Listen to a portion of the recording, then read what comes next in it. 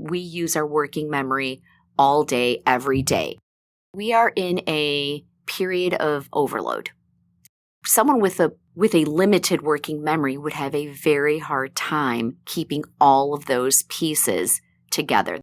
Welcome to N.E.T Collective, where we navigate everything together. From classroom to college to careers and beyond. I'm Kay McBroody, career coach and founder of Waterville Partners. I'm Vinita Patel, school psychologist in private practice. I'm Ruth Hayes, education professional and founder of Full CO Prep. N.E.T Collective, navigating everything together, one conversation at a time. Welcome to N.E.T Collective. This is Kay, and today we are going to talk about working memory.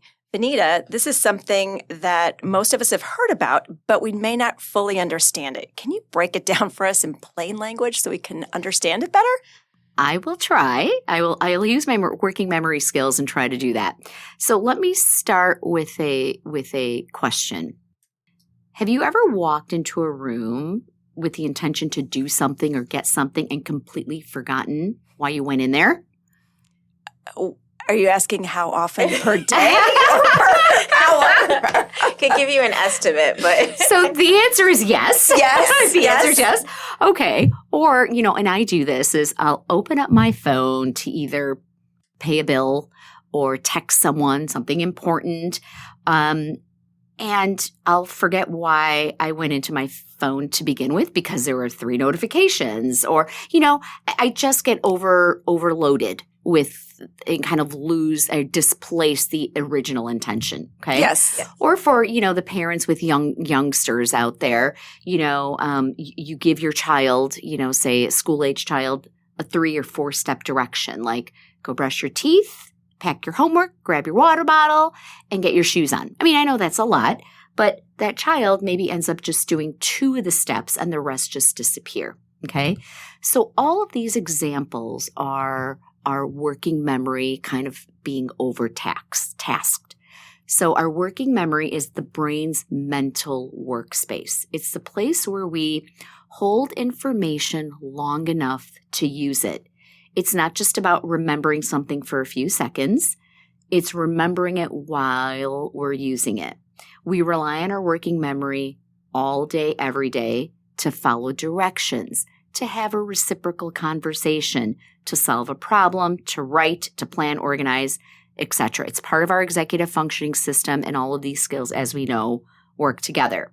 And so the reason that it's really important to talk about working memory is that when it breaks down, we can appear as if we're disinterested or we're not listening or we don't care or we're just constantly forgetful, okay? So I'm curious, both of you, do you see working memory break down with your clients in the work setting when you're working? Oh, 100%. With your clients? Yeah. Can you give me an example? Okay, those skills are really important to any kind of test taking, right? So keeping a text in your mind while you answer questions about it, or remembering, the complicated conditions to a word problem as you're setting up the algebra. And also, in things like writing, like we've talked about, just keeping an eye on what you're looking for, what you're reading for, what you're trying to accomplish as you look at the words. There can be a lot of moving parts. Right. It's not just about storing the words. It's about using those words to answer the question. Right. Yeah. That's a great example. And what about you? For my clients, for example, we've talked about networking. So if you're meeting new people or you're having conversations, you've got to be able to take in the information that they have given you and process that real time. It might just be as simple as remembering their name or their company or something else that they've shared with you that you want to come back and ask a question about. That's right. Yeah, reciprocal conversation. And I see that as the older I'm getting, it happens to me where whether it's in a social setting or a networking setting, right, where I'm having a very nice conversation, but I want to contribute a comment so that they know I'm listening. Right. And I'm truly am, and I'm truly interested. Right. But I worry that comment I have is going to escape my brain, and I don't want to be rude and interrupt them. Right. So that it escapes. So you're kind of doing this dance in your head, like this mental gymnastics where I could continue listening and not be rude and show that I'm attentive, but I really want to contribute my comment and I don't know if I'm going to be able to because it'll leave me, and so that's working memory trying to find its balance. Well, it's funny. Yeah. Even as you're explaining that, I'm like, do I have a comment in my head now for this conversation, right? Exactly. And we're pretty respectful about not interrupting each other, but that dance, I can totally relate to. It is. And so to our listeners right now, if I'm not boring you, I mean, this is what I mean when I say we use our working memory all day, every day. Even if you're you're nodding right now, right? Yes. You're nodding is because you're taking in what I'm saying and using that information real time to relate it to something else or come up with a follow-up question or comment. So that is working memory. Okay. Okay. Thank you. So today we're going to make this invisible skill visible, practical, and hopefully easy to support. Very cool. So before we get any deeper into it, I've heard of working memory. I've heard of short-term memory. What's the distinction there? Because they seem pretty similar. They do, and certainly it's common to conflate both terms. So let's see if I can make this a little clear. Short-term memory. Let's start with that because it's simpler. So short-term memory is holding the information. It's holding it for a few seconds. Working memory is using that information that you've held onto in your short-term memory and doing something with it. Okay. And we'll do some examples. And long-term memory, of course, that's storing the information, kind of like a filing cabinet. Okay. So that's the definitive extinction. And let's break that down a little further. So an example for short-term memory would be remembering a phone number for a few seconds, okay? The task really there is to mainly just holding it. You're putting it in your holding cell. Imagine putting something in your hand and it's just temporary, okay? Working memory, it's taking that phone number, dialing it, making sure you put in the right numbers, ignoring any notifications that pop up, and thinking about what it is you want to say when that person on the other end answers the phone. Okay. So it's taking it to that next level. Okay. It's taking the information that you're storing and doing something with it. Okay. And of course, examples of long-term memory, which we won't talk about in this session really, but since we're talking about the continuum of memory, it is worth noting that an example of long-term memory would be like you remember your childhood address, or you remember lyrics to a song, or even, muscle memory is part of like long-term memory because it's, like riding a bike. You just always remember it. Okay. So because you've asked that astute question, Ruth, how about we play a little game to show our listeners real time the difference between short-term and working memory. Okay. Who's up for it? Okay. Okay. Who wants to go first? I will. Okay. All right. So Ruth, I'm going to say 4 words, and I want you to just repeat the 4 words back to me in the same order. Okay? Backpack, fork, tomato, candle. Backpack, fork, tomato, candle. Excellent. Good short-term memory. Okay, now I'm going to say the same 4 words, and this time I want you to say them in alphabetical order. Okay? Okay. Backpack, fork, tomato, candle. Backpack, candle, fork, tomato. Working memory at its best, right? So you held on to the 4 words, but you manipulated the words in an order based on my request. Okay? Would you like to try something, Kay? Sure, but I think I should have taken the first one. Something No. tells me this one's going to be hard. You can do it. Let's Okay. see. All right. Okay. Short-term memory task first, okay? Okay. So I'm going to say 4 numbers, and I Okay. want you to just repeat the numbers back to me. Okay. Okay? 6, 3, 4, 7. 6, 3, 4, 7. Excellent. Okay, now I'm going to say the same 4 numbers, and I want you to say them backwards. Okay. 6, 3, 4, 7. 7, 4, 3, 6. Woohoo! Good job. Okay, All right. so what did you notice between the 2 different short-term memory and working memory? I thought the working memory, it took more effort. Yeah. Yeah. Because I knew if I hadn't known that there was a working memory piece coming, I would have flushed those first 4 numbers, right? When you said them to me, thinking, oh, there's going to be different numbers coming. Mm-hmm. Does that make sense? Yeah. I like the word flush because I was thinking about that during mine. When you said alphabetical, I kind of thought of like pinning backpack to the top. I'm like, okay, I know that one's going to be first. Where does everything slot in? Right, but you didn't know I was going to say alphabetical. Oh, after right? you said alphabetical. Oh, right, after. Yeah, Okay, got it. Right. So that extra step of manipulating the numbers and the words is really working memory. What you had to do is you had to hold on to the first 4 pieces of information I gave you while manipulating or solving that simple task. Okay? Okay. So curious, Ruth, how does working memory, do you see it happening when you're doing some writing tasks with your clients? With writing tasks, I think it usually comes down to balancing different tasks. So we've talked about when we, discussed editing, when we've discussed some of our pre-writing tasks, how you're doing lots of things when you write a piece. So you're trying to convey information. You're trying to be persuasive almost always. You're trying to use a tone and style that fits for the situation. And you're trying to do it in the most logical and concise and beautiful way possible. And keeping all of those moving at the same time can be difficult, right? So if we're just reading, you can be too focused on the information there to realize when you're making a grammar mistake, for example, or you can be too focused on those grammar mistakes to realize that you need to do something with the overall argument. It can be difficult to kind of shift focus. I mean, think of all the skills within writing that you just mentioned, right? The organization piece of it, the making sure that everything makes sense, the grammar piece, the going back and editing, that if someone with a limited working memory would have a very hard time keeping all of those pieces together. That's why we're going to talk about some of the strategies and how to make that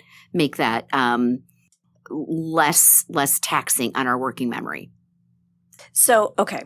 You've talked about the working memory. How does this fit into our overall executive functioning skills? Because that's really the overarching piece that you initially laid out for us. That's right. Okay.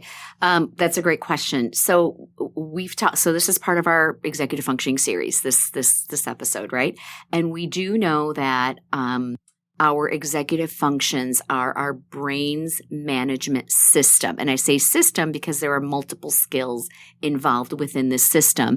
And working memory is certainly one that weaves in each one of those other skills. Okay. So for example, organization.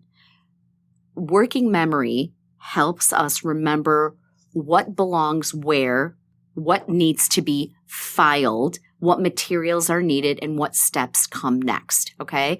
So if you have to be able to hold on to that, all of those things in mind in order to be an organized individual, right? And then planning. We've talked about planning. We did an episode on planning, right? So working memory helps us hold the goal in mind while sequencing these steps, because that's what planning is really about, right? It's looking at the multiple steps and putting them in the right order. Well, your working memory helps you maintain all of those steps in your mind and decide what steps should come first, second, third, fourth, and why. And the why piece is really the self-monitoring piece that we will certainly have a very good episode on later. And then think about emotional regulation.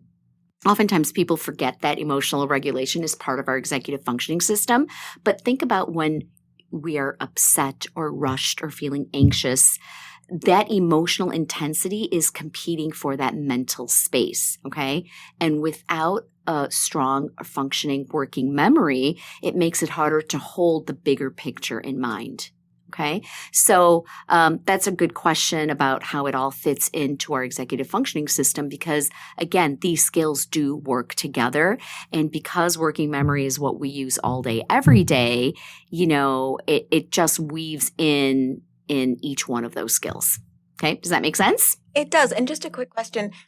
Is working memory only what happens inside of your brain, or can you consider, jotting things down, taking notes, a part of that? Or is Absolutely. So we will be talking about the supports, and what you're talking about there, Ruth, is a great support to help our working memory. Okay, and we'll get to that.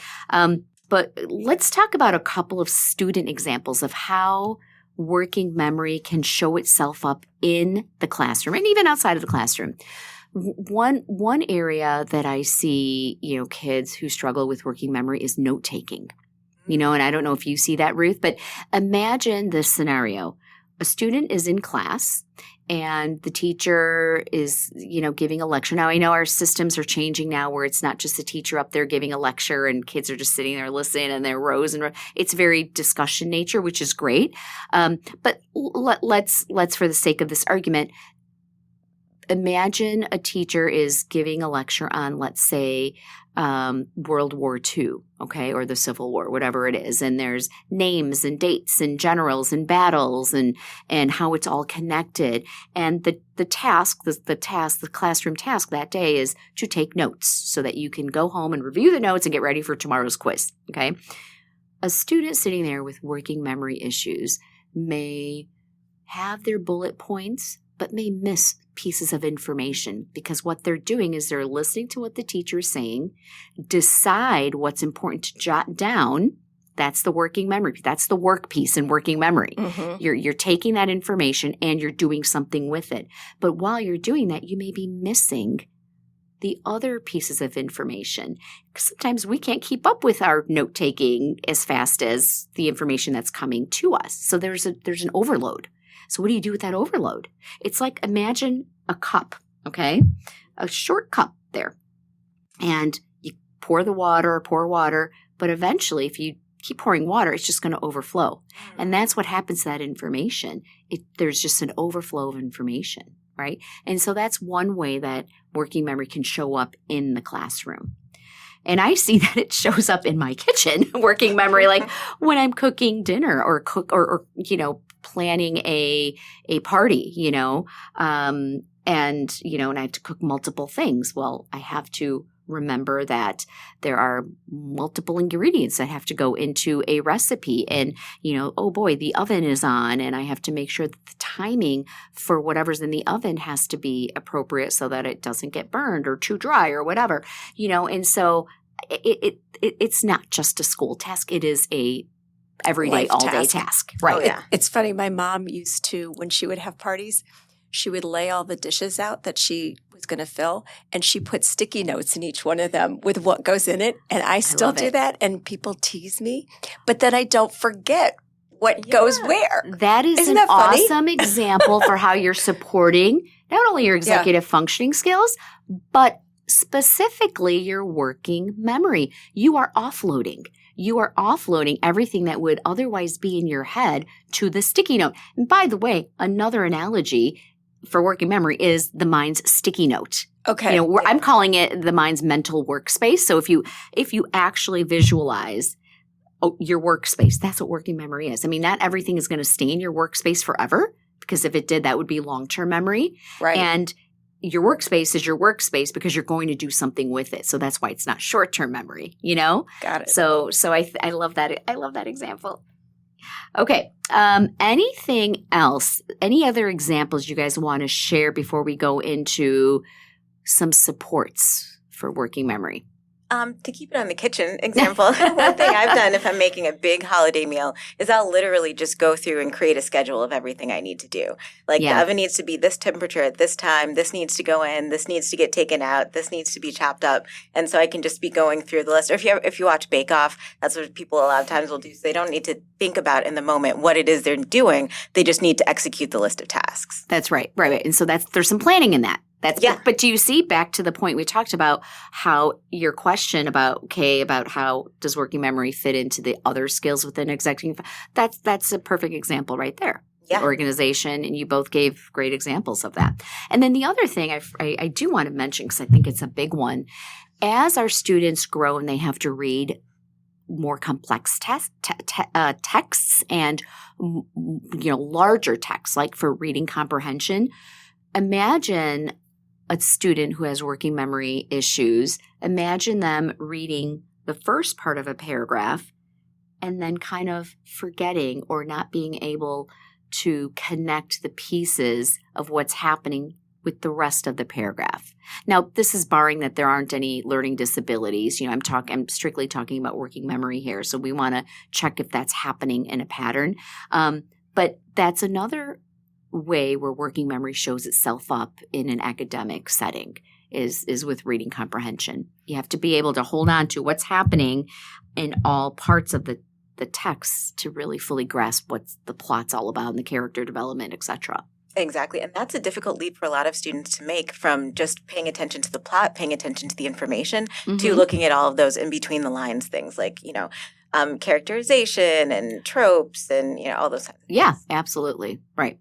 Okay. So shall we now move on to some supports of what we can do? Did you guys have any questions or anything unclear? Any comments about making things? No, this has been great. This is really informative. Okay, so let's talk about the one of the things is stuff that we've all shared in our past episodes is in order to help our working memory not be so overloaded. One thing we can do is really externalize the information. Write it down, use a checklist, use a planner, use a sticky notes, like Kay suggested. We talked about using calendars or whiteboards. Use your phone, your iPhone reminders.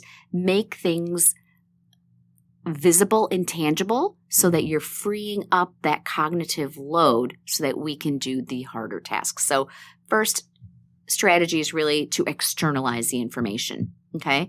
The other thing is chunk your tasks. No one says you have to know everything all at once. That's really a tall order. So chunk it, break down those directions, break down the assignments a lot, different times and days or time block like we've talked about before. Even chores, I get overwhelmed when I know I have, even if it's one chore, but if there's always multiple parts to almost everything we do. So break that down so we can free up again that space and our mental space. Okay. Or study into smaller units, working memory handles smaller chunks better than long strings of information. Okay. The other thing is, we are in a period of overload, whether it's verbal overload, visual overload, so really just reduce the overload. Okay. If I, even with my own kids or my clients, when I'm working with them, I'm always saying, okay, let's do one step at a time. Or, parents with younger kids out there, give them 2-step directions or make those directions visible. Okay. And do check-ins, so this prevents the first step from being erased by the later ones. Well, and I think taking breaks is a good thing. Oh, yes. Because it's interesting. I just had my eyes checked recently and I asked the doctor if she had any tips and she said 20-20-20. And I said, excuse me? And she said every 20 minutes, take at least 20 seconds and look at something 20 feet away. And I thought, well, okay, so just taking more breaks because I'll do things like in 30-minute chunks or 45-minute chunks or hour chunks. And I'm like, I think my chunks are too big, right? It needs to be smaller and taking breaks. And, even with younger children, let's do homework for a certain period of time and then let's play a game or let's go for a run around the house. I mean, I had a neighbor who she would have her kids run around her house like 5 times and then come back in and then do something. So I think the other piece is too, to the extent you can include nature as part of that break. I've heard there's studies done that have said that is something that has a really positive impact. Absolutely. And this being spring, I'm so excited to get outside more, plant and things like that. And even if someone's listening to this in the dead of winter, I mean, you can still see the snow or the cold or, a tree branch. Walk. Yeah. Pardon? Take a crisp walk. And again, that these breaks, they do. We talked about this in another episode is that they help re-regulate us. So and again, this also goes back to the point about how all of these skills work as a system, so that's a great reminder. And, also with Ruth, I'm like you, I'm really big into using, graphic organizers. Now I'm going back to the academic piece here, graphic organizers for both reading and writing. Yes. Show what you know, take it out of your brain and put it onto something, whether it's a graphic organizer or an outline. Create your own study guide, rubrics. I always, and back to the note-taking scenario I gave, I always tell my students and my own kids, look, it's not just about preparing for a quiz or a test. Go home, 5 minutes, review your notes. Yes. Review your notes. That's going to help your working memory and the rest of your executive functioning skills, because once you do that, then when it does come time for the test, you've already overlearned some of those concepts. And reviewing your notes gives you a chance to look at everything and see where the gaps are. What did I miss? Because my working memory was overtasked in the classroom, what did I miss? So go back and review your notes. It's 5 minutes. 5 minutes in science, 5 minutes social studies. Do that every other day. And same with the other classes. You can stagger them. Yeah, good that's so idea. helpful. And also just splitting up the tasks even finer. I know some students I've worked with who do struggle with working memory will record a lecture so that they can pay attention in the moment and then come back and take notes or come back and re-listen to and it. then transcribe them. That's a great idea. If that's allowed, because that will require technology in college, certainly in college. Yeah. Or even in meetings, like professional meetings, recording lectures. Good. Oftentimes when I'm listening to a podcast, I'm oftentimes multitasking, whether I'm at the gym or listening, at home or in the car, and you have to pay attention to the road. I will have to rewind, and re-listen, and again, that's an example of how our working memory is always being shared. The attention is always being shared. Okay. And then the other thing is build routines. Repeated routines reduce the working memory demand because the brain no longer has to recreate the plan each time and remember, so maybe have a good morning routine or a bedtime routine, so that you're not forgetting. Or if you have like a landing space for all of your things, you don't have to worry about, well, where are my keys? And you're just worrying about instead, what's the day going to look like, so keep your routines, for those hot moments of the day. I always call that hygiene. You have certain routines for oral hygiene or for, career hygiene or for working memory hygiene, things that you do on a consistent basis that can help, to your point, offload and make things a little more systemic. Yeah. Systematic. And not even working memory hygiene, executive functioning hygiene, Right. Because if you are helping your working memory, you're really helping all the other skills, but that's a great way to look at it. Yeah. And the other thing is protect your attention. We multitask, and I am super guilty of it. And it's okay to do that sometimes, but when the stakes are high, you want to limit your distractions. Things like silence those notifications, clear the visual clutter, create a defined workspace, because distractions will compete when it involves your working memory space. You could think of that mental workspace we're talking about. You can't have too much stuff on that desk. Yeah. You just can't. It will fall. Yeah, I've heard all kinds of students say like, oh, I actually study better if I'm looking at TikTok at the same time. It's like, you don't. I don't think not true. I would really challenge that thinking. I would really challenge that thinking. Yeah. But what I do like is if you're, because sometimes the silence can kind of reverberate. I know I'll struggle with that. I've had students who struggle with that. If you need to have something going, you can just put on some very simple, non-melodic, no lyrics music and just kind of have that going in the background. I've actually read research on that. And in fact, my son showed me a couple of studies on classical music and how classical music can really just, help focus you. Yeah. And then the last thing is really build automaticity, so kind of goes along with the routines, but, build a system that's going to work for you, that's going to protect your attention, that's going to free up your working memory space. So review those notes, use the routine. Those will all help with being less taxed. Okay. And so just in closing, short-term memory is holding it. Working memory is using it and working it, and long-term memory is storing it. Okay, so when working memory is invisible, it can break down, and the last thing we want to do is misread behavior. So make things visible, break it down, reduce the load, protect your attention, and build those routines because you're supporting not just working memory, but the rest of your executive functioning skills. Awesome. Any questions? I can now articulate the difference between short-term and working memory. Great. Very cool. And we will have a handout on this episode on our website, netcollective.org. Thanks for joining us. Until next time.